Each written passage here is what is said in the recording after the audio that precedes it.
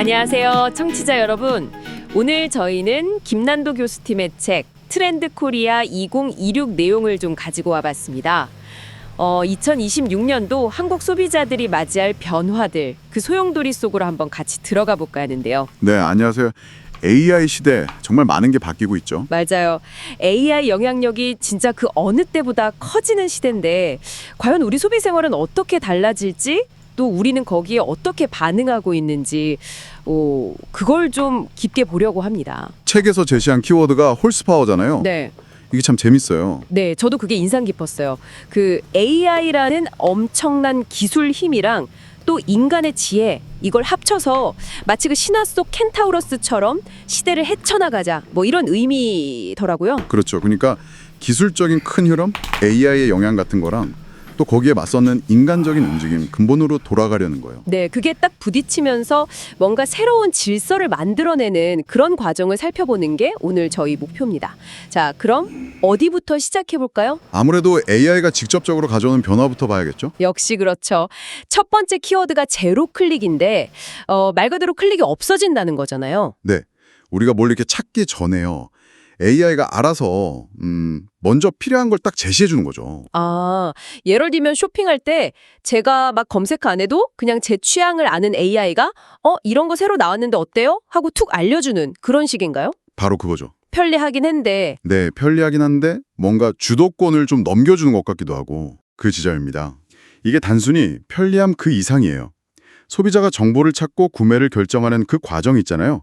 그 판 자체를 바꾸는 겁니다. 아, 판을 바꾼다. 네, 정보 탐색의 주도권이 확실히 소비자보다는 AI 플랫폼 쪽으로 넘어갈 가능성이 커요. 그럼 기업들은 이제 소비자 눈길 끄는 거 말고 그렇죠. 그것만큼이나 아니 어쩌면 그 이상으로 AI 알고리즘한테 선택을 받아야 되는 거예요. 와, AI한테 선택을 받아야 한다니? 소비자가 자기도 모르는 어떤 욕구, 그런 것까지 파악해서 먼저 제안하는 능력, 이게 이제 핵심 경쟁력이 될 거라는 거죠. 정말 새로운 시대네요. 근데 이렇게 AI가 효율을 막 끌어올리는 동안 우리의 경험 방식 자체도 좀 변하는 것 같아요. 다음 키워드가 픽셀 라이프잖아요. 네, 픽셀 라이프. 마치 그 이미지를 이루는 작은 점, 픽셀처럼 우리 삶이나 소비가 점점 더 잘게 쪼개진다? 이런 거죠. 맞아요. 훨씬 짧게 그리고 다양하게 많이 경험하는 식으로 바뀌는 거죠. 예전처럼 뭐 하나에 온 국민이 막 열광하고 이런 건 좀 네, 그런 메가 트렌드는 찾기 힘들어지고 대신 수없이 많은 마이크로 트렌드들이 잠깐 떴다가 사라지고 이걸 반복하는 거죠. 그럼 사람들은 그냥 한 유행에 깊이 안 빠지고 여러 개를 그냥 얇게 맛보는 건가요? 그렇죠. 약간 경험의 방랑자라고 할까요? 그런 경향을 보이는 거죠. 아, 방랑자. 근데 왜 이렇게 되는 걸까요? 그냥 우리가 변덕스러워진 건 아닐 테고. 여기에도 AI 영향이 크다고 봐야죠. AI가 만들어낸 초개인화 기술 있잖아요. 그것 때문에 개인 취향은 점점 더 세분화되고 정보 도는 속도는 뭐 비교도 안 되게 빨라졌고요. 하긴. 그러니까 각자 자기 관심사에 맞는 아주 작은 트렌드를 따라가는 게 더 자연스러워진 거죠. 그럼 기업들 입장에선 이게 좀 피곤하겠는데요? 네, 피곤할 수 있죠. 계속 새로운 자극을 줘야 하니까요. 근데 또 다르게 보면 아주 작은 틈새 시장이라도 공략할 기회가 열린 거기도 하고요. 아, 기회이기도 하다. 문제는 이 짧아진 집중력 그리고 엄청 빠른 변화 속에서 어떻게 소비자들이랑 계속 관계를 맺어갈 거냐. 이게 숙제죠. 정말 정신없네요. 근데 또 이런 와중에 소비자들이 가만히 있진 않군요. 세 번째 키워드가 프라이스 디코딩인데 와, 소비자들이 엄청 똑똑해지고 있다는 거잖아요. 그렇죠. 가격표를 그냥 숫자로 보는 게 아니라 이건 뭐 암호 해독하듯이 그 안에 뭐가 숨어 있나 파헤치는 거죠. 이 가격이 맞아. 왜 이 가격이야? 이렇게 막 따져 묻는다는 거죠? 네, 단순히 싸다고 사는 게 아니고요. 가격을 이루는 요소들 있잖아요. 원재료값, 유통비, 브랜드값 이런 걸 다 따져보는 거예요. 그야말로 초합리적인 소비죠. 예를 들면 화장품 살 때 그냥 뭐 수분크림 주세요가 아니라 이거 나이아시나마이드 몇 % 들었어요? 뭐 이렇게 물어본다거나? 네, 맞아요. 옷 살 때도 이거 오가닉 코튼 중에서도 어떤 종류예요? 뭐 이런 식으로요. 성분 분석 앱 같은 것도 많이 쓰고요. 그럼 이제 브랜드 이름값보다는 진짜 그 제품 자체의 가치를 더 중요하게 본다? 이렇게 봐야 할까요? 그런 경향이 확실히 강해지고 있죠. 근데 브랜드를 아예 무시하는 건 아니에요. 아, 그건 아니다. 네. 다만 그 브랜드 가치를 평가하는 기준이 훨씬 더 까다로워졌다고 봐야죠. 브랜드가 쌓아온 역사, 그 헤리티지가 있나, AS 같은 건 믿을만한가, 또 아무나 못 갖는 희소성이 있나, 이런 걸 따지는 거죠. 아, 그래서 에르메스 같은 브랜드가 불황에도 잘 나간다는 분석이 나오는 거군요. 책에서도 그 이유로 이 세 가지를 다 갖췄기 때문이라고 하더라고요. 아하, 그래서 또 듀프 소비라는 것도 나오는 거군요. 명품이랑 비슷하지만 가격은 훨씬 싼 대체품을 일부러 찾는 거요. 맞아요. 근데 이게 그냥 짝통 사는 거랑은 다르다는 인식이 중요해요. 네, 그게 재밌어요. 뭐 월마트의 월킨백이나 다이소 립밤 같은 거요. 틱톡 같은 데서 해시태그 듀프 찾아보는 게 창피한 게 아니라 오히려 현명한 소비다. 와, 이것도 큰 변화네요. 그렇죠.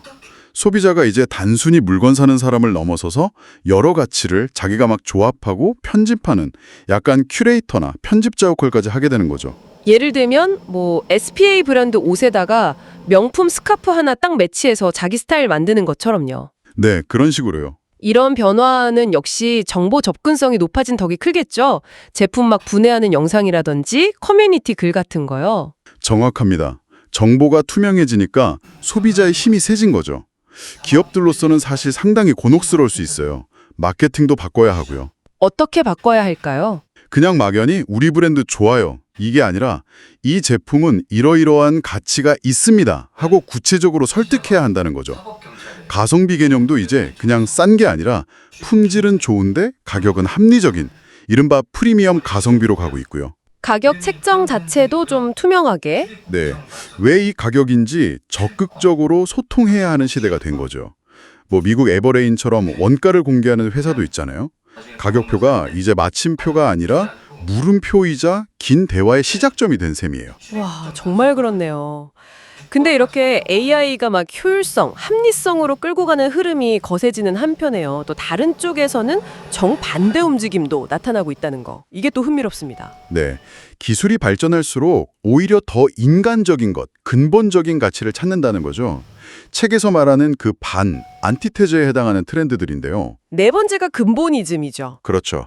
AI가 만드는 가상이 점점 진짜보다 더 진짜 같아지니까 역설적으로 사람들은 흔들리지 않는 진짜, 근본에서 어떤 안정감, 가치를 찾는다는 거예요. 최신 유행이나 디지털 기술로는 얻을 수 없는 시간과 역사가 쌓아올린 그 아우라, 거기에 끌리는 거죠. 특히 젊은 세대들이요. 자기가 직접 경험 안 해본 과거 있잖아요. 디지털 이전 시대 같은 거. 거기에 대한 어떤 막연한 향수, 아네모야를 느끼면서 이런 근본적인 거에 빠져드는 게 참 신기해요. 구체적으로 어떤 게 있을까요? 여러 가지가 있어요. 우선 문화적 근본, 그러니까 전통에 대한 관심이 뜨겁죠. 갑자기 박물관이 막 힙해지고. 아, 맞아요. 그 국립중앙박물관 까치호랑이 배지 난리 났었잖아요. 그렇죠. 그리고 뭐 일무 같은 전통 공연을 현대적으로 재해석한 게 인기 끌고 스타벅스가 국중박이랑 굿즈 만들고 이런 콜라보도 활발하고요. 시대적 근본, 원조를 찾는 흐름도 있죠. LG가 옛날 금성사 디자인으로 라디오 다시 내놓고. 네, 맞아요. 아디다스 삼바나 가젤처럼 아주 옛날 모델이 다시 유행하고 빈티지 제품에 대한 관심도 커졌고요. Y2K 패션이라든지 뭐 부모님 세대 라이프 스타일, 심지어 MP3나 필름 카메라까지요. 네, 그런 아날로그 기기에 대한 동경까지 나타나더라고요. 또 고전적, 근본, 클래식의 부활도 있고요. 그렇죠. 도스토옙스키나 헤르만 헤세 같은 고전 문학이 다시 베스트셀러가 되고 이뮨찬 씨 같은 젊은 연주자들 덕분에 클래식 공연표 구하기가 너무 어려워졌잖아요. 맞아요. 마지막으로 아날로그 근본, 낭만을 찾는 움직임도 있다고요. 필카나, LP, 카세트 테이프 같은 거요. 네, 그런 거 다시 인기였고 손글씨나 필사가 유행하면서 만야필 같은 문구류 시장도 커졌다고 하고요. 심지어 유선 전화기가 다시 팔린다는 얘기도 있더라고요. 정말 의외죠. 와, 유선 전화기요. 진짜 신기하네요. 이게 그냥 단순 복고랑은 다른 거군요, 그럼. 네, 좀 다르다고 봐야죠. 근본이즘은 그냥 과거로 돌아가자는 게 아니에요. 기술 발전 속도가 너무 빠르니까 오히려 시간의 흔적이 묻어나는 그 진정성, 아우라를 갈망하게 되는 현상으로 봐야 합니다. 어쩌면 AI가 가져올 미래에 대한 어떤 막연한 불안감, 책에서 말하는 AI 앵자이어티, AI 불안감 같은 거랑도 연결될 수 있고요. 아, 불안감. 그래서 기업들도 이런 걸 읽고 브랜드의 역사를 강조하는 헤리티지 마케팅을 많이 할 겁니다. 뭐 빙그레 바나나맛 우유 50주년 책 같은 거나 현대차가 포니 쿠페 복원한 것처럼요. 핵심은 과거에 머무는 게 아니라 그 근본의 힘에서 미래를 만들 영감을 얻는 거다. 그렇죠. 기술에 대한 반작용이 이렇게 근본을 찾는 걸로 나타난다면 우리 몸이나 삶 자체에 대한 관심이 커지는 거. 이것도 좀 비슷한 맥락으로 볼 수 있을까요? 5번째 트렌드가 건강지능 HQ인데요. 네, HQ, 헬스 인텔리전스 쿼텐트. 이제 IQ, EQ를 넘어서 HQ가 중요해졌다. 이게 어떤 의미인가요? 100세 시대잖아요. 그냥 오래 사는 게 목표가 아니라 건강하게 삶의 질을 높이면서 살고 싶은 욕구가 커진 거죠. 건강지능 HQ라는 건 자기 건강 상태를 잘 알고 또 넘쳐나는 건강 정보 속에서 좋은 정보를 가려내고 그걸 바탕으로 적극적으로 건강을 관리하는 능력, 이걸 다 합친 개념이에요. 단순히 안 아픈 걸 넘어서서 최적의 상태를 만들려는 노력이군요. 그렇죠. 훨씬 더 과학적이고 체계적으로 관리하려는 모습이 보여요. 맞아요. 의학 유튜브 채널 보고 공부하고 연속 혈당 측정기 같은 걸로 자기 몸 데이터 계속 보고 운동도 그냥 하는 게 아니라 심박수 보면서 하는 존투 트레이닝 이런 거 따지고 뇌과학까지 막 동원하고요. 네, 의료 서비스 이용도 훨씬 적극적이 됐죠. 젊은 세대들도 노화 예방 차원에서 피부과 시술이나 모바일 이식 같은 거 예전보다 훨씬 자연스럽게 생각하고요. 정신건강의학과 가는 것에 대한 부담감도 많이 줄었죠. 특히 40대 이상 중장년층에서 정신건강 관리 수요가 늘었다는 점도 좀 눈여겨볼 만한 것 같아요. 맞아요. 그리고 먹는 거부터 시작해서 생활 전반으로 건강관리가 확정되고 있죠. 고단백 식품 엄청 나오고 유산균 커피나 스트레스 완화 음료 같은 기능성 음료도 보이고요. 웨어러블 기기도 점점 똑똑해져서 수면의 질이나 스트레스 지수까지 막 관리해주잖아요. 아파트 커뮤니티에 헬스케어 시설 들어서는 것도 흔해졌고요. 이런 건강재능 향상 트렌드는 정보 접근성이 좋아진 거랑 또 건강을 일종의 자기개발이나 경쟁력으로 보는 사회 분위기가 맞물린 결과 같아요. 물론 좋은 점이 많겠지만 부작용도 있을 것 같은데요? 그렇죠. 긍정적인 효과가 크지만 부작용도 당연히 있습니다. 너무 건강 염려증에 시달리거나 잘못된 정보에 현혹될 위험도 커졌어요. 실제로 폐암 관련 유튜브 영상 중에 거의 절반이 잘못된 정보인데 조회수는 더 높았다. 이런 연구도 있었거든요. 헉, 정말요? 네. 또 의료진을 불신하거나 약물을 오남용할 가능성도 있고요. 그래서 진짜 건강지능은 정보 홍수 속에서 균형을 잡고 전문가랑 잘 소통하고 자기 몸이랑 마음의 소리에 귀 기울이는 지혜가 아닐까 싶어요. 어쨌든 이제 어떤 비즈니스든 건강이라는 키워드를 빼놓고 생각하긴 어려워진 거죠. 정말 그렇네요. 자, 마지막 트렌드입니다. 1.5 가구. 이것도 개념이 참 흥미로워요. 1인 가구가 대세인데 완전히 혼자는 또 외롭고 그래서 개인의 자율성 1은 지키면서도 필요할 땐 좀 느슨하게 연결 0.5 되고 싶은 욕구. 이게 만들어낸 새로운 형태다. 네, 혼자 사는 것에 어떤 고독감이나 경제적인 부담 같은 문제들 있잖아요. 거기에 대한 현실적인 대안, 또 진화라고 볼 수 있습니다. 책에서는 크게 3가지 유형으로 나누더라고요. 첫 번째가 지원 의존형이군요. 혼자 살지만 가족이나 반려동물, 식물 같은 존재한테서 정서적인 지지를 얻는 경우, 부모님이랑 매일 통화한다거나 반려동물을 정말 가족처럼 생각하는 그런 거죠. 네, 2번째는 독립지향형인데 이게 좀 더 재미있어요. 감정 소모는 줄이면서 주거비 같은 현실적인 문제를 풀려고 명확한 규칙 아래 같이 사는 전략적 룸메이트. 이게 대표적이고요. 아, 전략적 룸메이트. 네, 또 이혼하고 나서도 아이 때문에 협력해서 육아하는 코퍼런팅이나 부모랑 자녀가 같은 건물 다른 층에 살면서 독립성은 지키되 느슨하게 교류하는 형태도 있고요. 심지어 중국에서는 연애 감정 없이 친구로 같이 사는 우정혼까지 나왔다고 하니까 관계의 형태가 정말 다양해지고 있는 거죠. 우정원이요? 와.